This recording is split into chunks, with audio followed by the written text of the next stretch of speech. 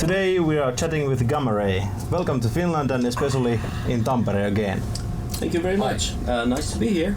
Yeah, we had a beautiful day. Sun was shining and it was not as cold as expected. I heard something about minus 27 degrees Celsius. I was very scared. But coming here, it looks very different. It might be still during the night. That Yeah, and we're not planning on going out then. Yeah. How has the Hellis Tour collaboration with Halloween going on? So far very relaxed, everything fine. Some fightings about the contracts before the tour, it's normal, but during the tour everything was fine so far. Yeah, we had a great time so far. Yeah. Absolutely. It's going very good. Yesterday was sold out, today is sold out, so it's been going on like that. So can't complain, really cool. There is a new Gamma-Ray EP out called Master of Confusion and it was released about 2 weeks ago. Mm-hmm. True. Is the EP meant for calming down the most enthusiastic fans because it's been about 3 years since your since your last record? In the sense of calming them down with their enthusiasm, no. Because we even want to make the people more enthusiastic for, looking forward to the album. Yeah, well, we didn't want to go on tour naked, kind of, and we started already recording the new album, but not all the material is written, so not everything is recorded and done. We couldn't make it before the tour to release the full album. So we decided to at least put out something, and this something is that.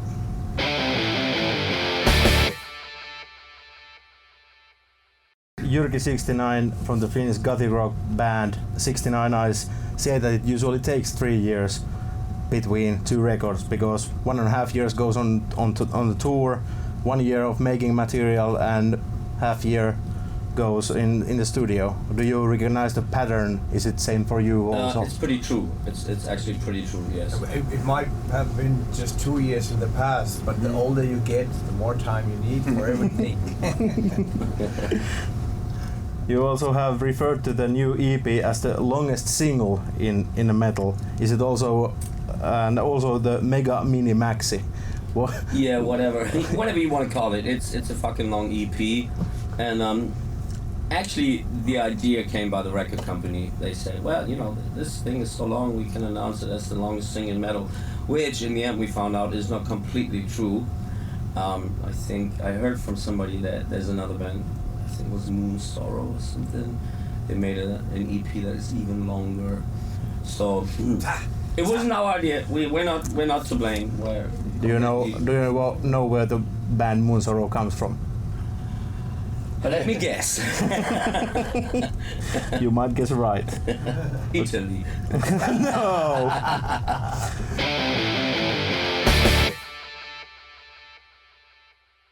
In the Master of Confusion EP, you are also featuring 2 cover songs, The Death or Glory by Holocaust and Lost Angels by Sweet.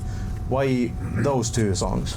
Well, Holocaust has been a band that kind of, really kicked me off in the past, and the first time I heard the song Heavy Metal Mania, which in the end later on we covered as well, this band, didn't get enough recognition, I think, and from time to time I dig out the old album. It was basically the album Nightcomers that was the album, and every time I listen to it I think it's fucking great because it really captures the spirit of the new wave of British heavy metal in terms of lyrics and the raw playing and everything. So this time it was the same thing, sitting in the car thinking, wow, that's a cool song. He came into the studio, played the album to us, and we just had a quick chat about which song we liked the most, and we just went into the rehearsal room, played it, and that was it. Simple as that. And the other one? The other one, The Lost Angels. Lost Angels. Well, by Sweet. That's I think I was besides many thousands of others, the biggest Sweet fan in the world, like so many others. Including me. Yeah, right. You know. Not including me. Yeah, he was a basically rollers fan. Well, anyhow, you know, I had the posters and whatever. You know, that was my shit. And so, seen from that point of view, it was clear that one day we had, you know, do a Sweet cover. At least I wanted to do that. And besides the usual suspects, Ballroom Blitz action that had been done over and over, Los Angeles is a song that is, I like it very much.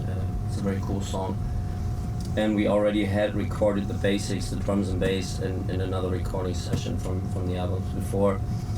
And never kind of dared to really finish it because it is it's hard to get into that whole thing with the guitar works and the choirs. We spent more than 2 days just doing Singing all these and small overdubs. things. Yeah, there's a lot in the song, and when you start doing it, you really realize how good this band was, and so I think we did a good job.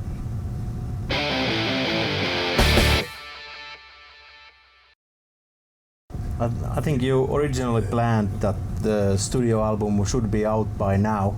Yeah. And now you have said that it's coming in the beginning of next year. Yeah, because we could have said, okay, well, in the end of this year, being very optimistic, but since we're on tour a pretty long time this year, and we don't want to fuck up with the recording and everything, you know, and songwriting to make it in a rush, we said, okay, rather say beginning of next year and be safe. I thought that you already had an explanation on the song of Master of Confusion because it says you are sorry you are running late, some unexpected ghosts in the machinery. These things happen as well, you know. It's never our fault in the end, you know. There's always something, and it's always something mythical and mysterious and you know, it's intrigues and conspiracies against us and ghosts and you know, things like that. The new album is still called The Empire of the Undead, isn't it? That's true, yeah. Yes. Where did you figure out the name? Well, actually, Empire of the Undead, the song itself is already pretty old. It's been written kind of the basic, you know, the old version, so to say, has been existing in 1980 when I was still together with Pete under the name Second Hell. So that was already that song, and parts of that are still there in the new version.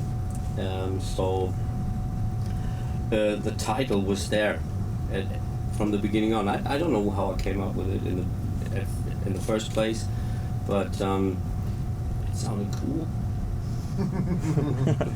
On the EP, if you compare the two tracks, the Empire of the Undead and also the Master of Confusion, there are quite different types of songs when you listen to them.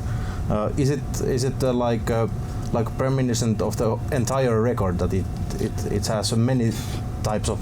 No, it's just two sides. It's just two sides of the record. Yeah. It's always in every Gamma Ray album. Yeah, it's still the Gamma Ray sound, and there will be more diversity on the album than just these two styles. Pretty sure. Yeah, well, I think they're not so far from each other. You know, like Empire has more like a real raw '80s feeling, yeah. Speed metal, and Masters is more a modern version of I Want Out in some way. But I think if you listen to all the Gamma Ray albums, we always had a lot of diversity. So if you compare a song like Dethroned Tyranny to The Spirit, it's pretty different, but still, it's us, and we take the freedom of not, you know, being like that, following one line strictly. We're open. Yeah. Is there something else for the fans to expect? Something specific? Yeah, there is a lot to expect. I think that in terms of what Dirk said, diversity. Yeah, there could be some surprises. For instance, you know, I can say something which you wouldn't expect from us. Actually, by fucking around, because my son wanted to do industrial or electric for music, I was starting to fuck about with sounds and stuff to find something for him that fits and help him out. And with that, I wrote a song that is more techno, electro, disco mixed with metal and whatever. And we actually took this and transformed it into a gamma ray song. And let's see how that goes down. It's going to be interesting.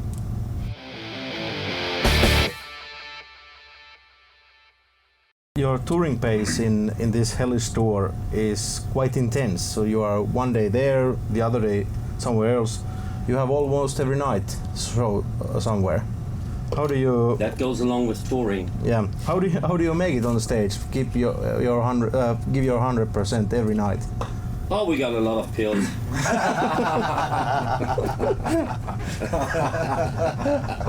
Lately we've been joking about, like making a picture. Gamma Ray on tour in 1990, like a pack of aspirin.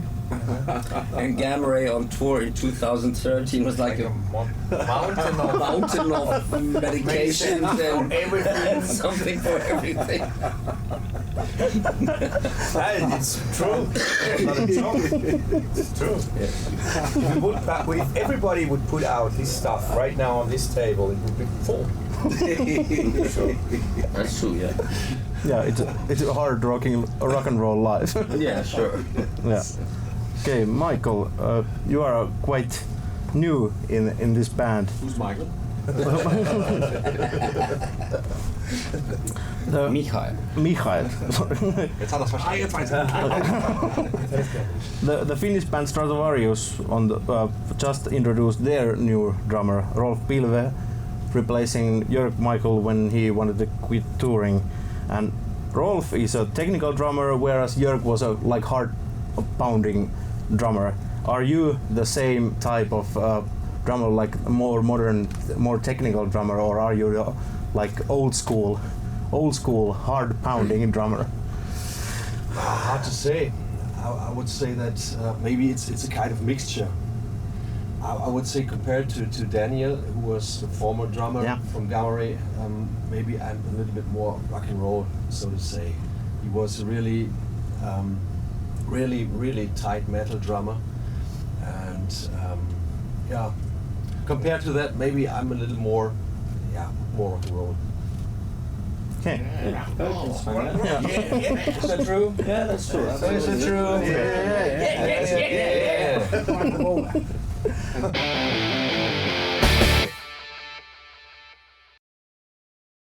Okay, now you are all playing in Finland again. Can you describe each and every one Finnish metalhead in just 3 words? What are your opinions? 3 words. Finnish what? Finnish metalhead. Finnish metalhead? We describe Finnish metalheads In 3 words. It's Finnish, metal, and head. That's all is said. More.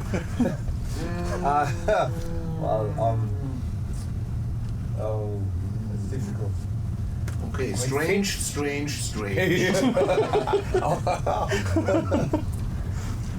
But 3 words is hard to do, actually. Well, it's because I've seen both sides of the Finnish metalhead. It's like the oh yeah, I am so excited. I'm really glad to see your band. And the thing, I've seen it all in Finland, and that's pretty cool. Can you then compare Finnish metalheads for German metalheads, for example? Do they differ, or are all the metalheads in the world the same? No, definitely not. In some way they are the same. In some way, but basic spirit. The basic spirit, yes, basic spirit. But the way they react to the music and to the thing we do on stage is, of course, pretty different. And that's especially in Finland. It's really crazy because sometimes you play in the same city that you played maybe 2 years before, and the people were crazy, and the next time they are like, it's good. They like it, of course. So the reaction, you never know what happens in Finland. That's the point. You never know what's coming up. Well, the Germans are kind of more reserved and more, Yes. I would say it's harder to kick a fucking German's ass than here in Finland. People are going more for it, I think. It depends. Even in Germany, it depends on the area you're playing. Yeah, north and north south is more cool, and the different. south is more like that. So it's very hard to put it down to one thing. I guess in Finland there might be differences between Helsinki, Tampere, and Oulu as well. How the fans in general are, and that's the same with us. When we went to Poland now, people went absolutely nuts. We had a mosh pit during the whole show. I mean, you wouldn't see that in Germany, would you? And Unless you go to Slayer. and nothing here either. Right, Yeah.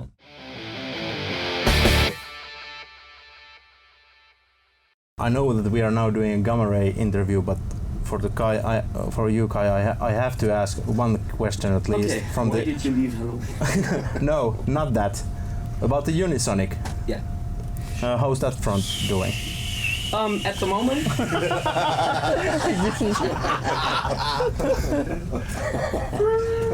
At the moment, there's so to say silence on the set. I mean, everybody's doing his thing, and gathering ideas for maybe a next album. Then, but that's not a maybe. It's already. We're going to do a next album. But this year is a Gamma Ray year, so Unisonic will be for me more or less on ice, except for working mentally on stuff for a new album. No, also, first I'm doing Gamma Ray. yeah. Also, when you are writing new songs, do you specifically write them for Unisonic or for Gamma Ray, or do you just this song comes to your head and you are writing it, and then you just decide which band is going to play it, or? It could happen either way. I mean, sometimes you write a song without even knowing what it will be for or something, and then you find out, okay, this would fit that better, or it's just, the moment is right for releasing it with this band. Because in the end, it's always up to the band to make the sound of the song and stuff like that. I mean, it's clear that if I have an idea for 180 beats per minute, double bass speed metal song, that pretty sure wouldn't go to Unisonic. Yeah. What about you? The rest of you? Do you have side projects? Kai has the Unisonic. What about you? Walking in the park. That is nice. That is really nice. Yeah, it's my This side project is called project. Park Walker. I'm a park walker. And a duck talker. Duck Talker, Park Walker. Right? Well, I started when Kai was working in Unisonic. I started joining in a project called Neopera, which is an album that will be out, somewhere sometime this year. I think after the summer, which is a kind of mixture between metal and classical stuff. A lot of orchestral arrangements, 3 singers, 2 classical singers, a girl, a man, and a metal guy. So it's pretty interesting. What about do you have something? Yeah. I have my own band called Love My Kill, and it's more in the hard rock, heavy rock direction. And we already have done 2 albums, but this year, as Kai said, is a Gamma Ray year, so this is also on ice right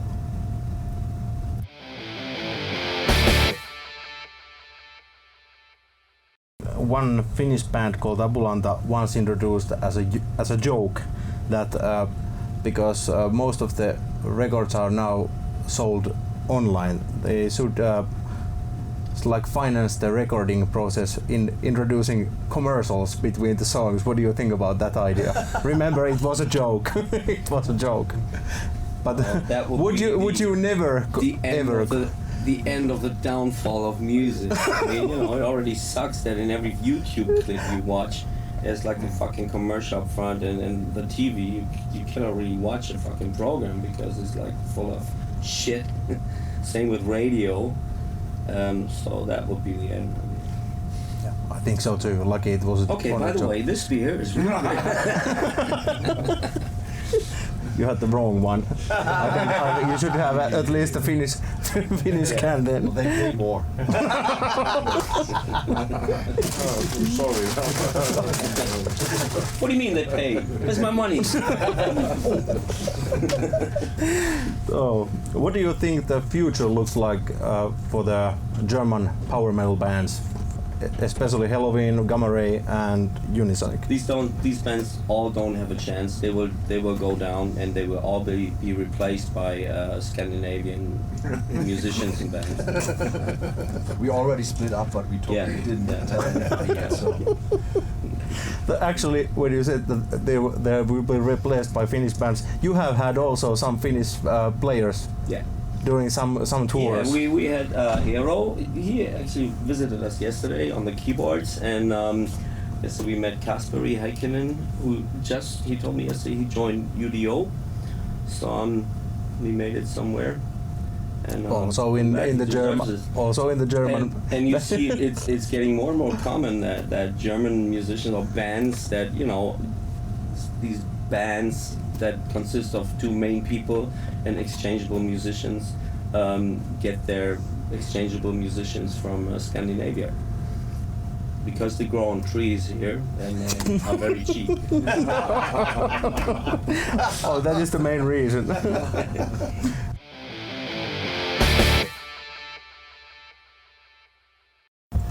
Is there something you would like to say for the Finnish metalhead fans of Gamma Ray? Yeah. We are very happy to be in Finland and totally glad with great enthusiasm to play for you guys. Thank you!